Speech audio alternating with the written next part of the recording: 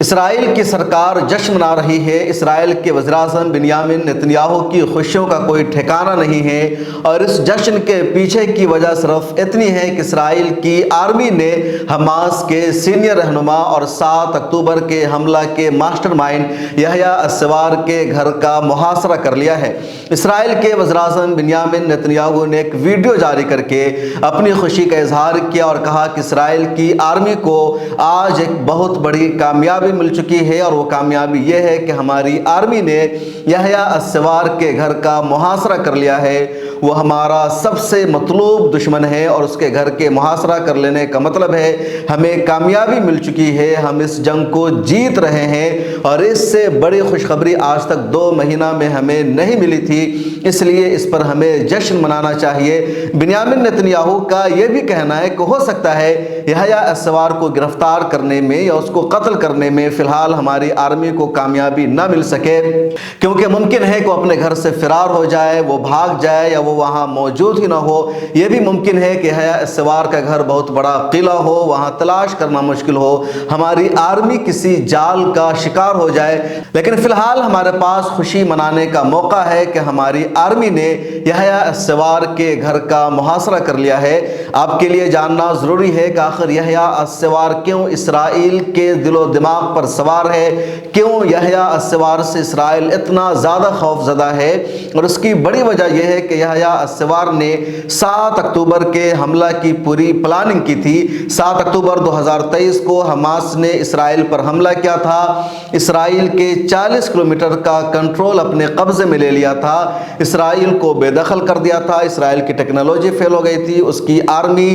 الٹے پاؤں بھاگ رہی تھی، اور پوری دنیا نے اسرائیل کو ہارتے ہوئے دیکھا، اسرائیل کو ذلیل و خوار ہوتے ہوئے دیکھا۔ اسرائیل کا دنیا میں جو رعب و دبدبہ بنا ہوا تھا وہ سیدھے ختم ہو گیا، اور ان سب کی پلاننگ کی تھی یحییٰ السنوار نے۔ اس لیے اسرائیل چاہتا ہے کہ اگر یحییٰ السنوار کو ہم نے گرفتار کر لیا یا یحییٰ السنوار کو شہید کر دیا تو ہم جنگ جیت جائیں گے، ہماری کامیابی سمجھی جائے گی۔ لیکن ابھی تک اسرائیل کو اس میں کامیابی نہیں ملی ہے۔ اس سے پہلے بھی یحییٰ السنوار پر اسرائیل نے 10 مرتبہ قاتلانہ حملہ کیا، کئی مرتبہ یحییٰ السنوار کی ہلاکت اور شہادت کا اسرائیل نے اعلان کر دیا، اسرائیل کے میڈیا ہاؤسز نے خبر بھی چلا دی، لیکن پھر یحییٰ السنوار سامنے آتے ہیں، نمودار ہوتے ہیں، اور اسرائیل کو چیلنج کرتے ہوئے کہتے ہیں کہ میں ابھی زندہ ہوں، میں یہاں ہوں، اور جب تک میں زندہ رہوں گا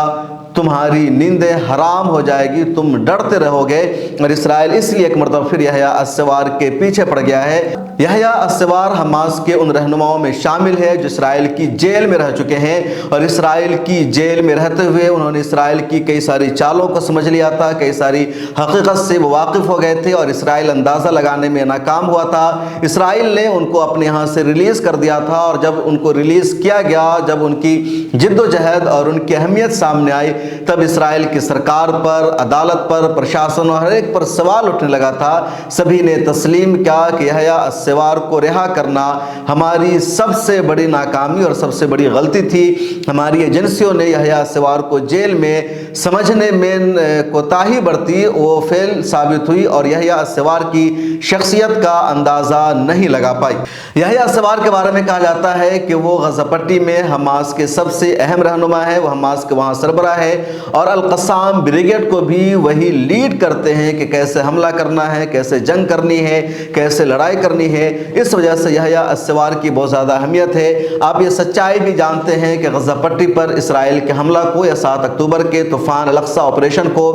2 مہینہ گزر چکے ہیں، اور 2 مہینہ پہلے جب اسرائیل نے غزہ پٹی پر حملہ شروع کیا تو اس حملے کا جو ہدف اسرائیل نے طے کیا تھا اس میں سے ایک میں بھی کامیابی ابھی تک اسرائیل کو نہیں مل سکی ہے۔ اس لیے اسرائیل چاہتا ہے کہ کسی نہ کسی طرح وہ یحییٰ السنوار کو شہید کر دے، اپنی جیت کا اعلان کر دے، اور پھر وہ غزہ پٹی کی جنگ سے باہر نکل جائے، کیونکہ لگاتار اس کی آرمی کا، اس کے لوگوں کا، اس کے ذرائع کا، اس کے جنگی سامان کا، جنگی گاڑیوں کا نقصان ہو رہا ہے، اور اسرائیل اس جنگ سے باعزت طریقے سے نکلنا چاہ رہا ہے، لیکن ابھی تک ایک بھی ایسا پوائنٹ اس کو نہیں مل سکا ہے۔ اور اب اسرائیل کے وزیر اعظم بنیامین نتنیاہو کو، اس کی آرمی کو لگتا ہے کہ कि यहया अस्सवार एक अहम टारगेट है, लेकिन यहया अस्सवार के बारे में बताया जाता है कि बहुत ज़हीन है, बहुत तेज़ तर्रार है, उनकी जंगी चालें बहुत अहम होती है और इसराइल उन तक पहुंचने में कभी भी कामयाब नहीं हो सकता है। पिछले दिनों भी जब इसराइली कैदियों को रिलीज़ किया गया था तो यहया अस्सवार ने उन कैदी ख़वातीन से